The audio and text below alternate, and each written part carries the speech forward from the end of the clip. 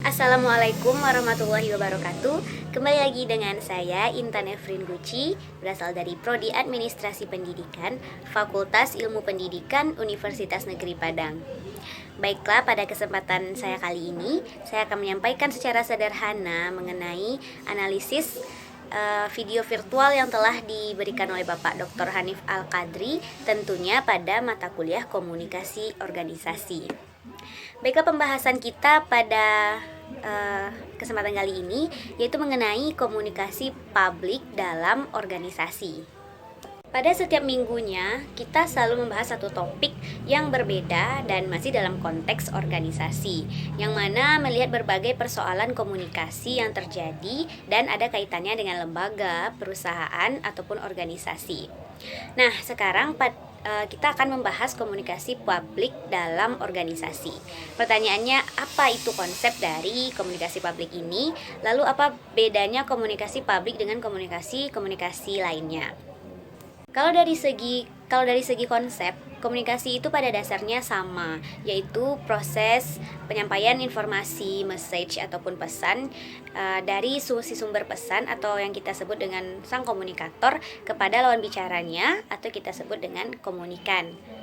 Nah, sedangkan konsep dari komunikasi publik ialah pertukaran informasi dengan sejumlah orang atau dengan sejumlah komunikan. Meski kadang-kadang batasannya agak sulit dan memang tidak seluas komunikasi massa. Dan sejumlah orang yang berada dalam sebuah organisasi atau termasuk mereka-mereka yang berada di luar organisasi, ini yang disebut sebagai komunikan dari komunikasi publik tadi. Bisa 10, 20, 50, 100 bahkan lebih dari 200-an ya, lebih orang gitu. Inilah yang dimaksud dengan komunikasi publik.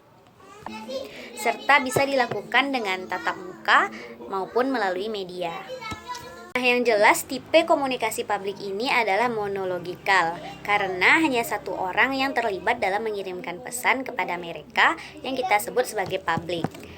Kenapa monologikal? Karena sumber yang kita sebut sebagai komunikator itu adalah satu orang atau satu pihak yang akan menyampaikan pesan kepada komunikan atau yang kita sebut sebagai publik tadi. Nah, ada beberapa kondisi atau beberapa hal yang membedakan komunikasi organisasi publik dengan komunikasi lainnya. Komunikasi publik biasanya berorientasi pada si komunikator atau si sumber pesan. Sedangkan pada komunikasi interpersonal atau kelompok kecil itu terdapat hubungan timbal balik, artinya selevel atau sama antara si komunikator dengan komunikan, dan adanya komunikasi dua arah. Dan pada komunikasi publik ini, si pembicara cenderung menguasai atau mendominasi hubungan. Dan pada komunikasi publik, mereka juga melibatkan sejumlah orang atau sebagian besar orang. Nah, sedangkan pada komunikasi interpersonal itu hanya sebagian, seperti 2 atau 3 orang. Dan komunikasi yang kita sebut kelompok kecil itu tidak sampai 5 sampai 7 orang sebagai penerima pesannya. Saya ulangi. Nah, jadi komunikasi kelompok kecil itu 5 atau sampai 7 orang, interpersonal itu 1 atau sampai 2 orang, sedangkan komunikasi publik yaitu dengan sebagian atau sejumlah orang. Apa yang membedakannya antara komunikasi publik dengan komunikasi interpersonal ataupun komunikasi kelompok kecil? Yaitu selain 2 hal yang kita sebutkan tadi, perbedaan yang paling jelas ialah bahwa komunikasi publik memang sangat kurang adanya interaksi antara komunikatornya dengan komunikan.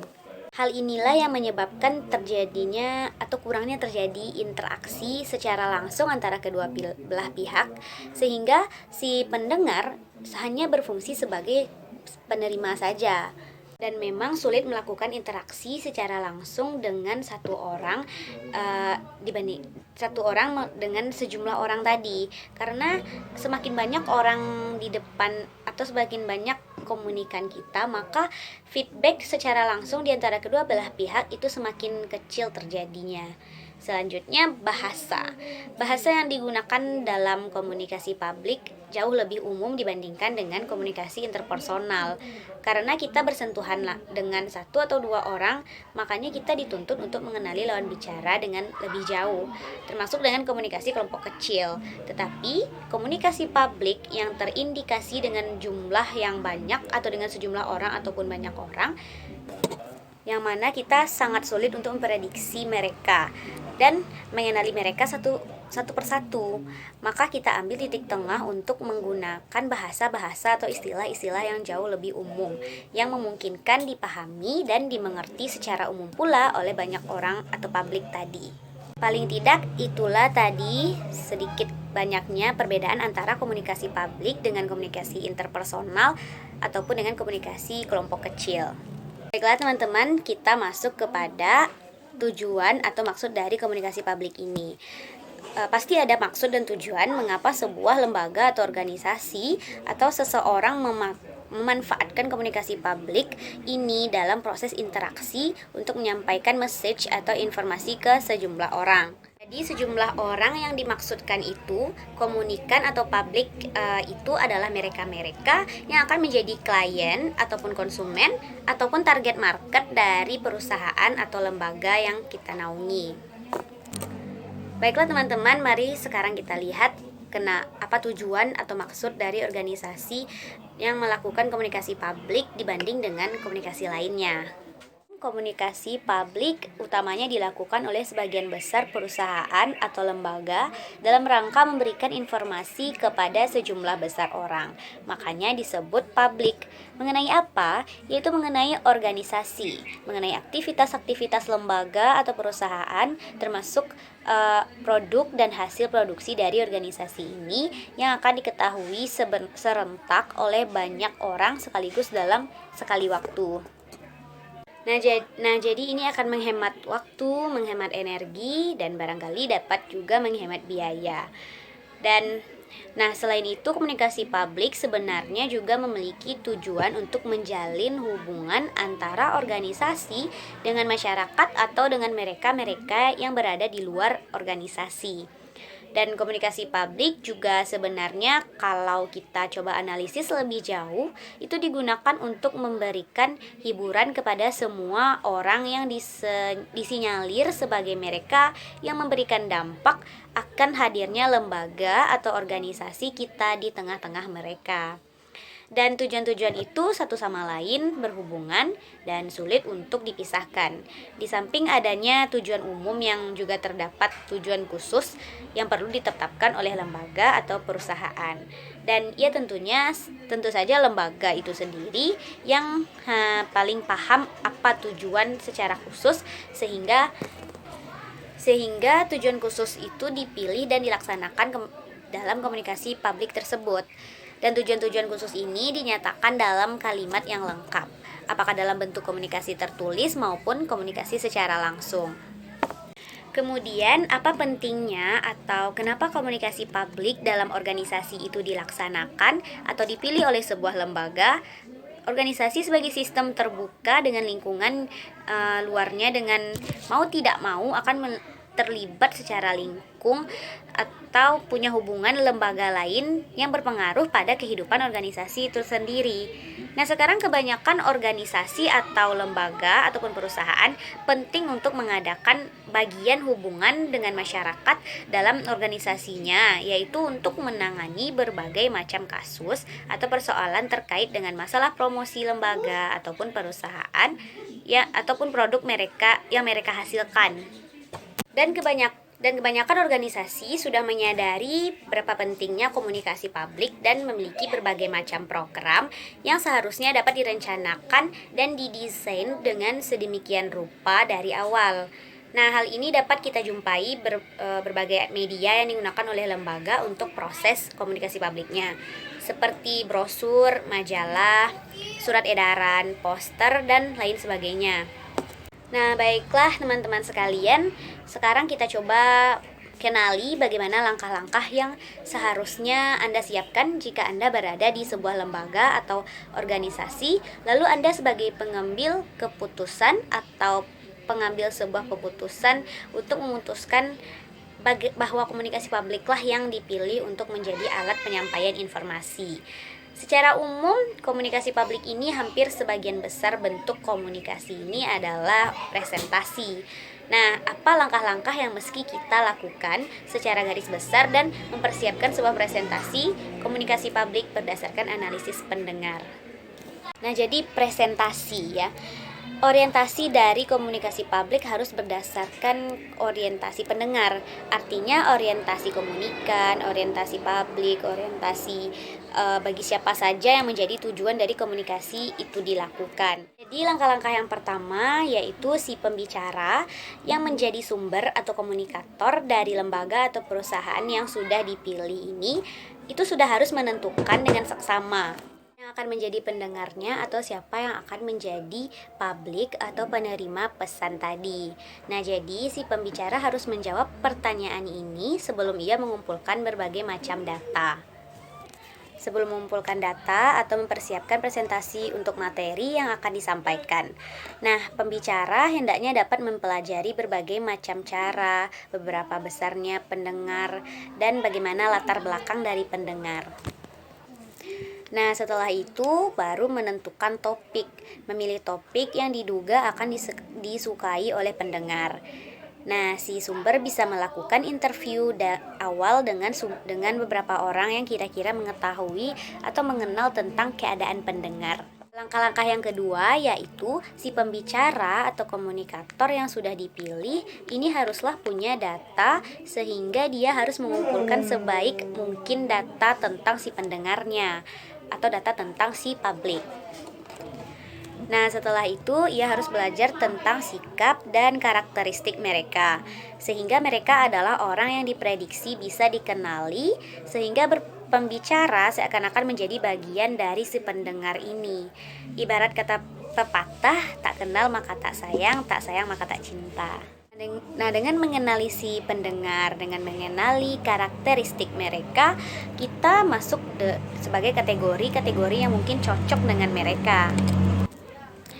Yang ketiga yaitu si pembicara ini seharusnya punya tulisan atau menulis paper yang berkaitan dengan posisi-posisinya yang akan menjelaskan bagaimana reaksi pendengar terhadap pikirannya. Nah, jadi ada analisis tulisan. Karena bagi pemula ini penting dan paling tidak ketika memulai ini perlu analisis tertulis agar dapat menjadi si pembicara yang baik dan benar. Selain itu, langkah-langkah yang harus disiapkan adalah berdasarkan informasi yang ada pada tulisan itu. Dari sumber yang kita peroleh, hendaknya kita mempunyai poin-poin atau inti-inti yang akan diperbincangkan.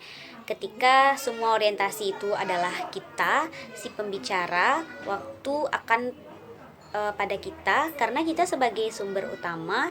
Jadi teman-teman sekalian, kalau kita simpulkan sebenarnya langkah-langkah apa yang harus kita lakukan untuk persiapan dari komunikasi publik yang kita laksanakan itu adalah dalam proses eksekusinya. Artinya secara umum sama dengan komunikasi pada umumnya.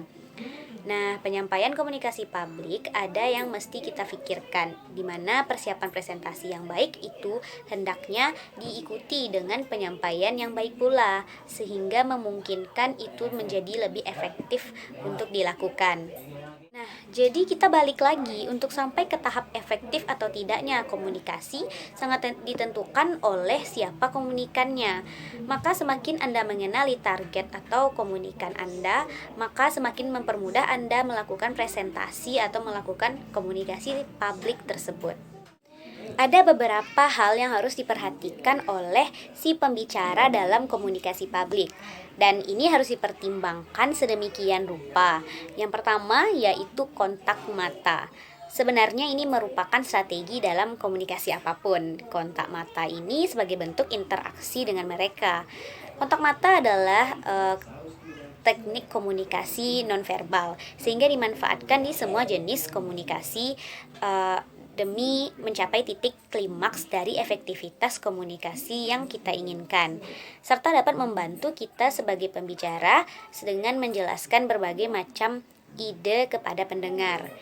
Nah, jadi kontak mata membantu kita menjaga perhatian pendengar, dan seorang pembicara yang berhasil sebenarnya harus mampu menjaga, dan ini menjadi hukum komunikasi untuk menjaga kontak mata dan untuk mendapatkan hubungan dengan pendengar kita dan komunikasi publik tersebut tentunya. Hal yang harus diperhatikan selanjutnya yang kedua yaitu vokalik.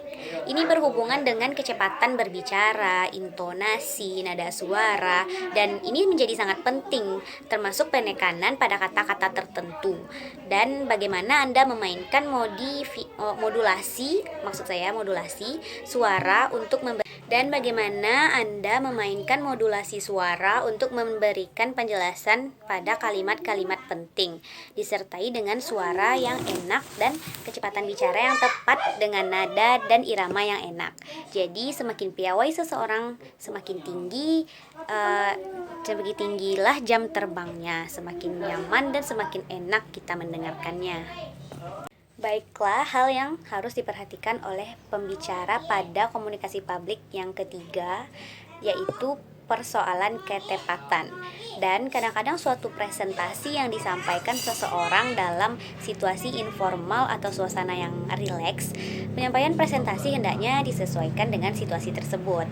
Maka sebaliknya, seperti ketika kita presentasi di siang hari di mana kendala cuaca seperti panas atau jam makan siang, ataupun ketika orang lagi ngantuk, barangkali dapat berbeda penyampaian informasi atau presentasinya yang dilakukan dengan malam hari atau pada pagi hari, di mana pagi hari orang masih semangat dan masih jreng gitu pikirannya. Jadi tuntutan presentasi pada jam-jam kritis tersebut 2 kali lipat membutuhkan energi dan strategi dalam menyampaikan presentasi. Nah, sebagai pemula barangkali ini sering terlupakan. Cenderung pemula lebih memikirkan inti dari presentasi atau konten yang disampaikan tanpa jadi lebih fokus pada inti atau konten yang disampaikan tanpa memikirkan audiensnya. Padahal kita sebagai audiens juga perlu diperhatikan agar komunikasi efektif pun terjadi. Nah, pada dasarnya komunikator ataupun komunikan saling memberikan pengaruh satu sama lain. Artinya banyak yang harus difikirkan, banyak yang harus dipersiapkan, serta satu sama lain saling memberikan pengaruh terhadap efektivitas komunikasi yang akan dilakukan atau diberikan. Selanjutnya yang terakhir, beberapa hal yang harus diperhatikan oleh pembicara dalam komunikasi publik yang keempat yang terakhir ini adalah soal perencanaan. Perencanaan ialah kunci strategi yang terbaik dalam sebuah komunikasi. Adalah mendesain rencana komunikasi ini secara tepat dan detail.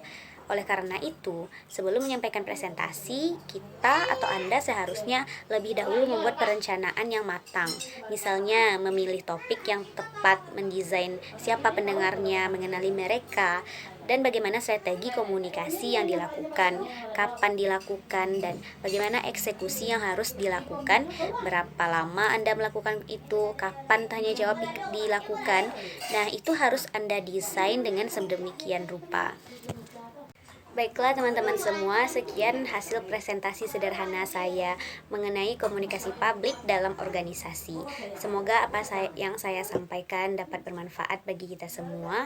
Jika ada kata-kata saya yang salah, mohon dimaafkan. Saya akhiri dengan wabillahi taufik wal hidayah. Assalamualaikum warahmatullahi wabarakatuh. Dadah.